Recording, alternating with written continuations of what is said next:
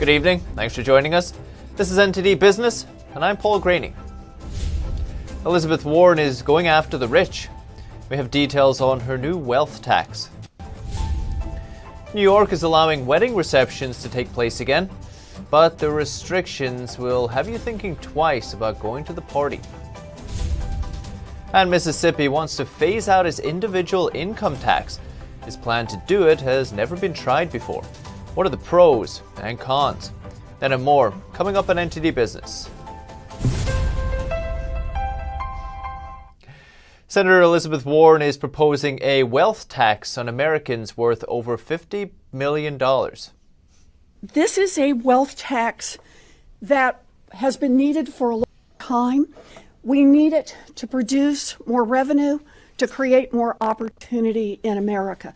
But it is a wealth tax that we particularly need because of the changes in this country under the pandemic. The tax would allow the government to take 2% from every dollar on a person's wealth if they're worth over $50 million and 3% off wealth above $1 billion. Treasury Secretary Janet Yellen, though, has said it would be very difficult to implement. Warren says billionaires have only grown richer since the CCP virus pandemic started, and that she wants to use this tax to level the playing field. She says the plan could raise $3.75 trillion over the next 10 years that could then be put to education or infrastructure.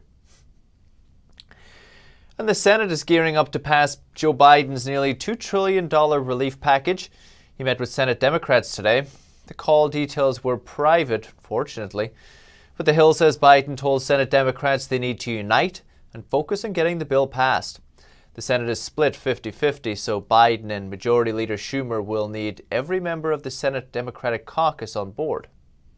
The Senate will start debating Biden's $1.9 trillion bill this week, after it passed the House on Saturday.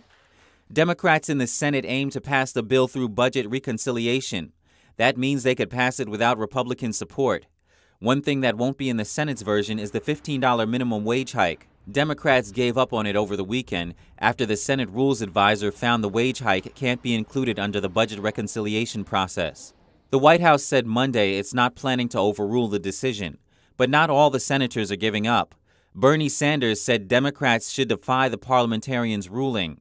He said, "My personal view is that the idea that we have a Senate staffer, a high-ranking staffer, deciding whether 30 million Americans get a pay raise or not is nonsensical.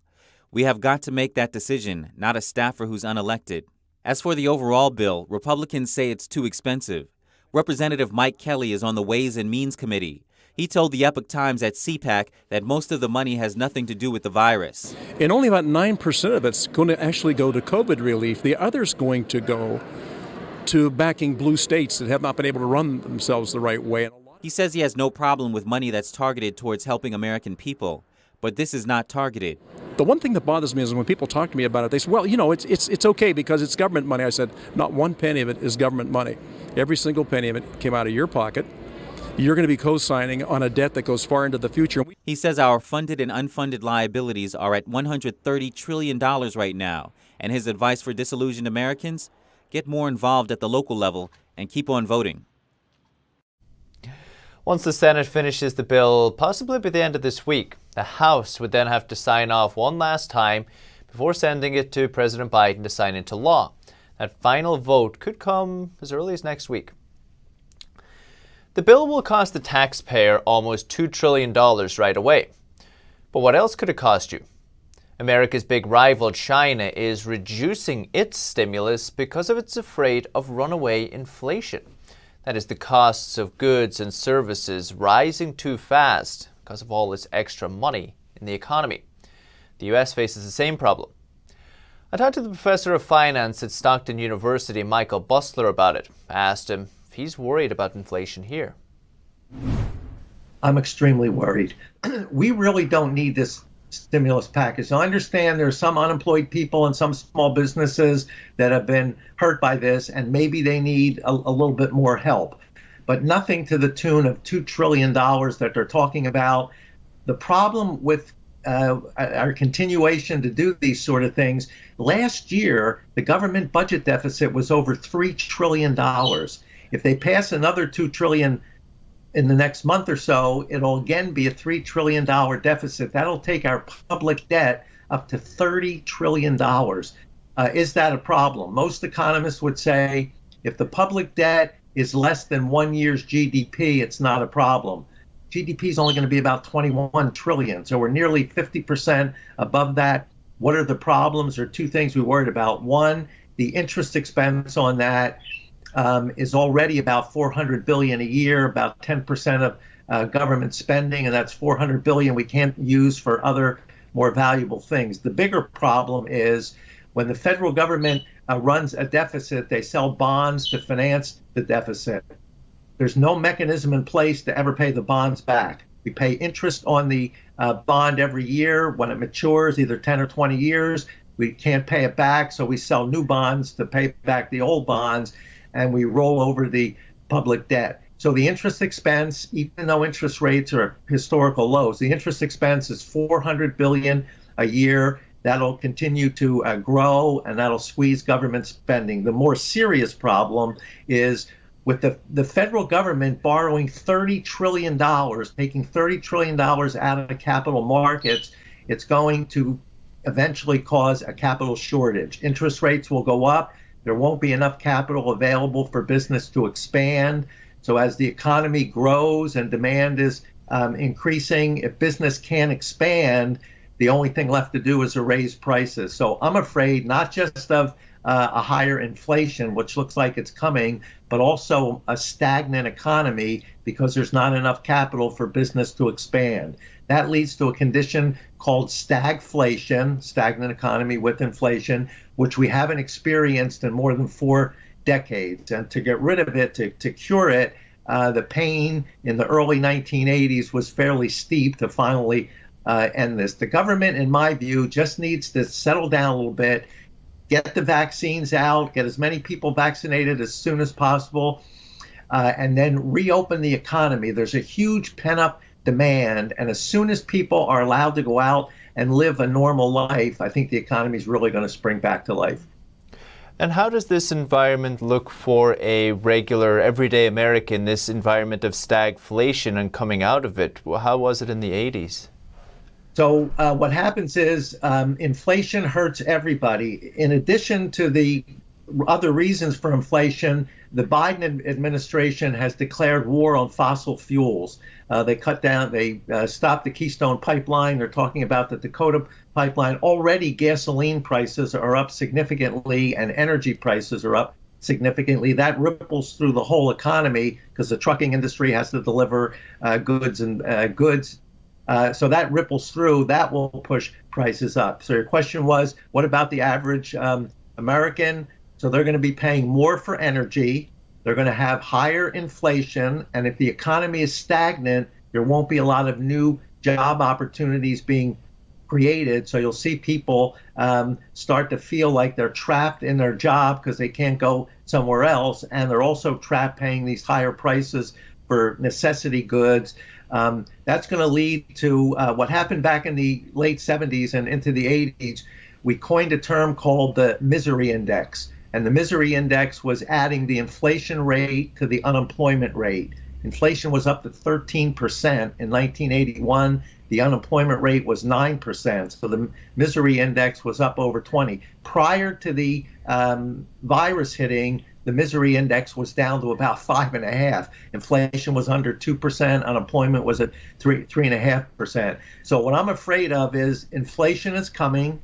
It could stagnate the economy. And for the average person, that's going to mean higher prices, a lower standard of living, and fewer job opportunities going forward.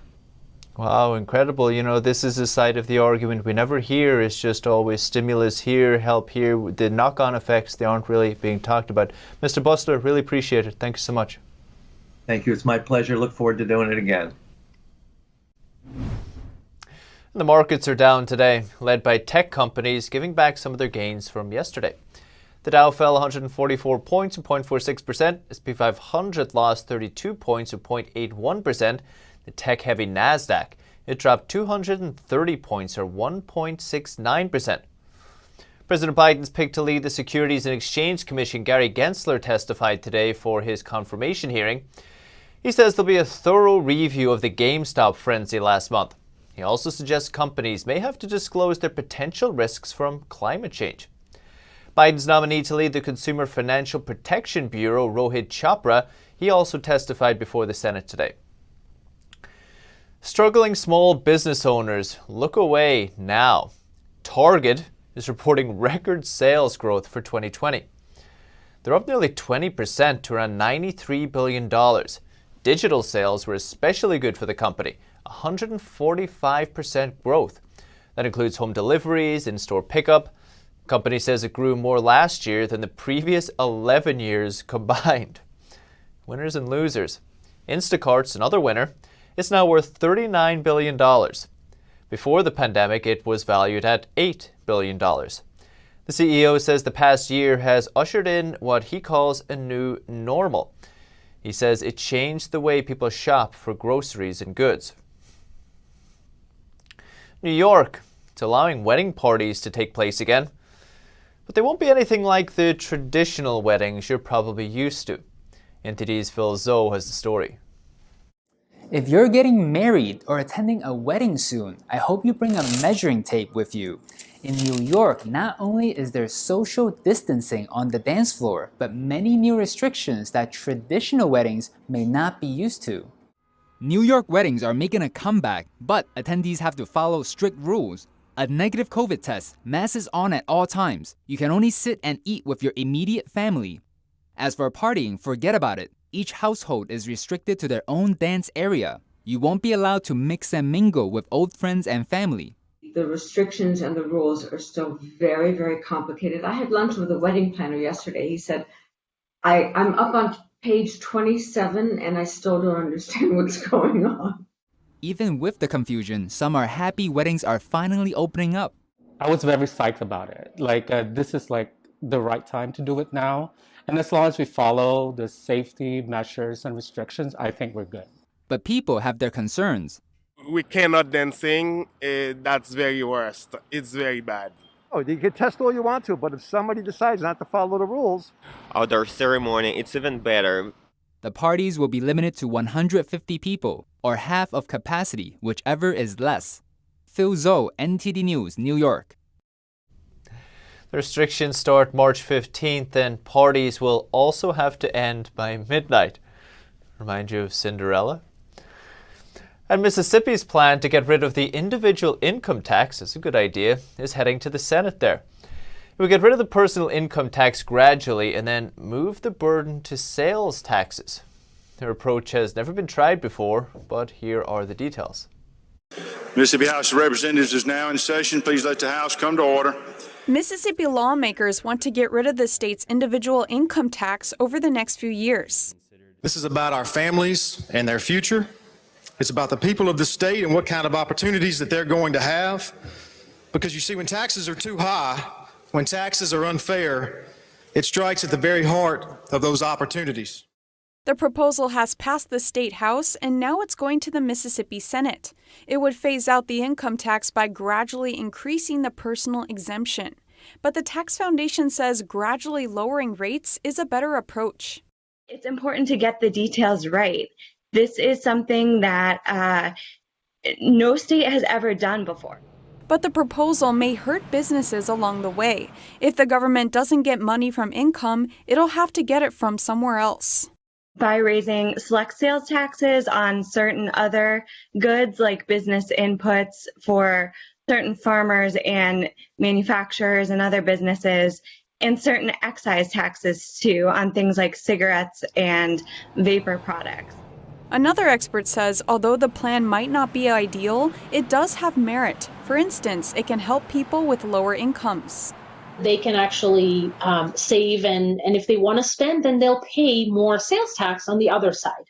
The Mississippi Senate will have to consider the bill in some form by March 16th in order for it to be approved in the general session. One California city is banning new gas stations and even new gas pumps. It's the first in the United States to do it. Its plan is to be carbon neutral by 2030. Not long. NTD's Patrick Hayden has the details. Petaluma, California has become the nation's first city to ban the building of new gas stations. Existing stations won't be allowed to build new gas pumps, but the city is making it easier to add electric vehicle chargers and hydrogen fuel cell facilities. California aims to be carbon neutral by 2045, but Petaluma City is more ambitious. It's aiming for 2030. The city, which is in Sonoma County, north of San Francisco, currently has 16 gas stations. The city council says that's more than enough for its 61,000 residents. The new gas station ban highlights concerns about pollution and the move towards electric vehicles. And this movement could grow beyond Petaluma City. A group called the Coalition Opposing New Gas Stations, or CONGAS, is pushing to stop new gas stations throughout all of Sonoma County. And last year, California said it will ban sales of new gas-powered cars by 2035. Patrick Hayden, NTD News. You can count Volvo in. It says its cars will be fully electric by 2030 as well, with even hybrids a thing of the past. Julian Satterthwaite reports. It already has some electric models coming down the production line. But now Volvo says all its cars will be fully electric by 2030. Even hybrids will be a thing of the past. The Swedish brand says it's convinced no one will want a petrol engine by the end of the decade. Volvo aims to get halfway to its goal by 2025. To get there, it will launch a new family of electric cars over the next few years. All will be sold online only and feature wireless upgrades and fixes, an approach pioneered by Tesla. The move comes as car makers face emissions targets in Europe and China and fossil fuel bans in some countries. Last month, Ford said its lineup in Europe would be fully electric by 2030. Other brands, including Jaguar and Bentley, have made similar pledges. Now, going electric is an expensive process for car makers, which have to totally rethink design and production. It also spells upheaval and maybe job losses for suppliers, as EVs require far fewer parts than conventional vehicles. But Volvo says the move will ultimately allow it to radically reduce the complexity of its model lineup. Still to come. Germany's second lockdown is taking its toll on breweries. Now millions of dollars worth of beer is literally going down the drain. And scammers are taking advantage of anyone wanting to get the vaccine. How can you protect your financial and personal information from them? I have some advice after the break.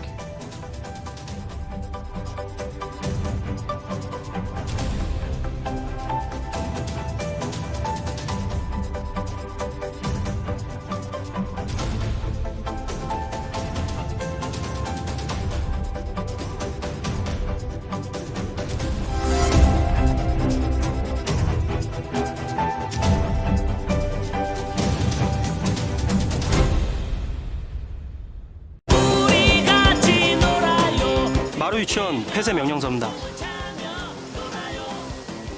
전 폐쇄 명령 받아들일 수 없습니다. 유치원 폐쇄 명령이라. 좀 들어간 건 어떻게 됐어? 도저히 방법이 없대? 정일도 사장님을 대신해서 제가 대신 말씀드리면 안 되겠습니까?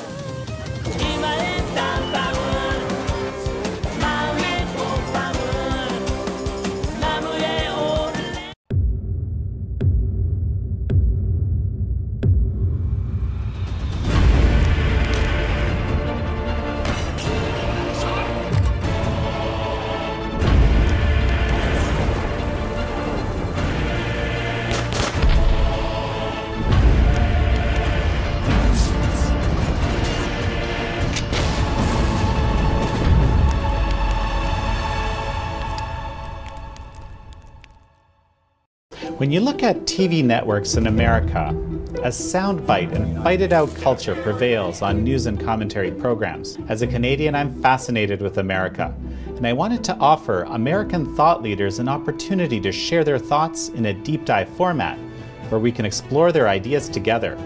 And so American Thought Leaders was born. The world's most brilliant thinkers believed that open discourse was the key to greatness. However, all around the world, we see that discourse is being stifled and political agendas have subverted media. The Epoch Times launched its Global Thought Leaders program to bring back this great tradition of free thought. As the host of American Thought Leaders, every week I interview some of the most intriguing minds on the most pressing issues of our time. Be sure to check out our new episodes every week.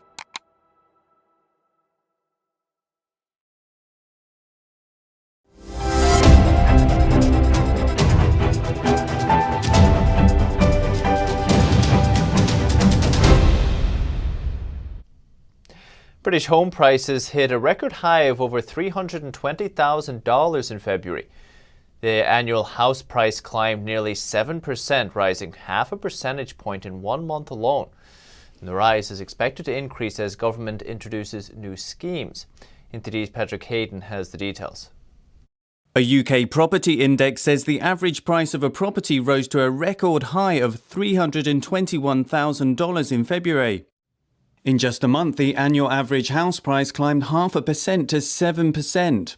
Many people are looking to move out of the more highly populated areas. The government on Wednesday will announce a new mortgage scheme that will guarantee up to the value of $834,000. The scheme will be available for people in England and will be available to existing homeowners and first-time buyers. It will allow house purchase with a deposit of only 5%. The scheme will start in April and it's expected that it will push house prices up even further. As well as the new scheme, the UK government is expected to extend the property tax break from March to June. Patrick Hayden, NTD News. The extended lockdown in Germany means that millions of dollars worth of beer is now going down the drain. So sad. NTD's Evelyn Lee takes a look at the impact on one brewery in Munich. German brewers are pouring their beer down the drain. The extended lockdown means barrels of beer worth millions of dollars are reaching their sell-by date. One producer that's been hit hard is Einger, a mid-sized brewery south of Munich. We love what we do, and we are very proud of what we do to brew the best possible beer. He says nobody saw another lockdown coming, so they continued brewing kegs full of beer. The company has already had to pour out about 100,000 liters. That's a lot for a fairly small brewery. We're talking about a six-digit figure damage, which just our brewery suffered. He says pouring all that beer down the drain is soul-destroying. German pubs, hotels and restaurants have been closed since November in the country's second lockdown, following the first one earlier last year. And now more and more fear bankruptcy. Our wish would be that we are not forgotten when it comes to reimbursements for perishable food products, and that our pub owners and innkeepers are not forgotten and are refunded. Now German brewers are asking the government for help. 300 brewers signed an open letter saying they're facing bankruptcy. That includes some of the country's biggest beer companies. Germany's government has given financial aid to pubs and bars, but not breweries. Now they're calling on the government to include them in the country's recovery programs too. Evelyn Lee, NTD News. A new high-end car service is trying to compete with Uber and Lyft. Black Lane officially launched in New York this week. The service partners with high-quality local chauffeur companies to target business customers with high-quality benefits.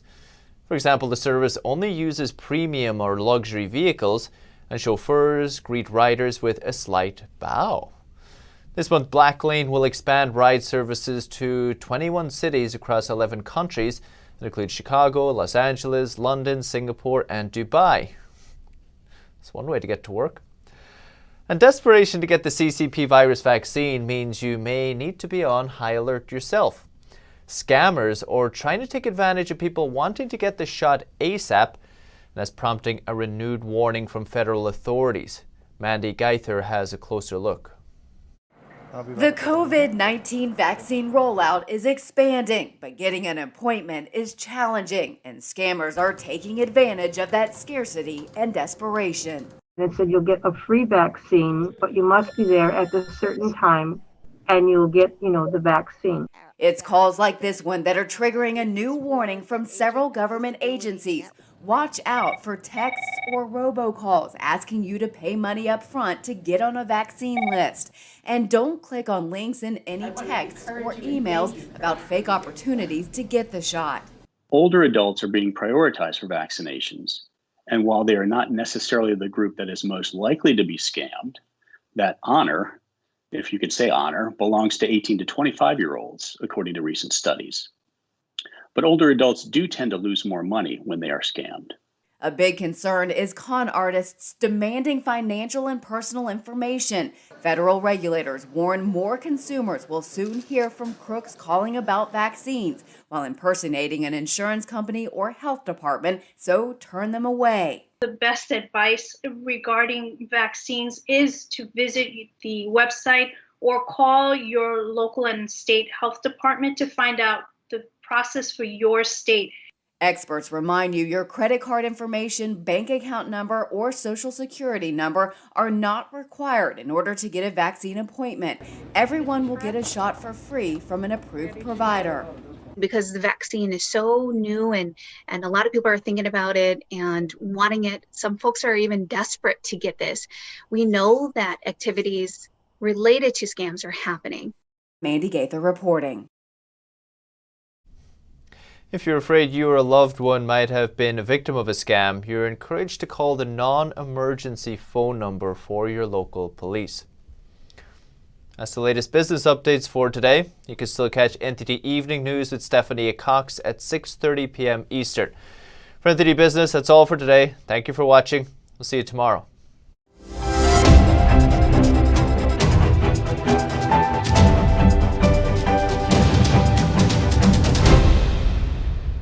Don't let YouTube decide what information you get. That's your choice. YouTube is deleting our videos and cuts you off from a source of honest reporting. Make sure you don't lose access to NTD's news content and take a quick moment to subscribe to our newsletter so no matter what happens here, you'll keep your access to a trustworthy news source.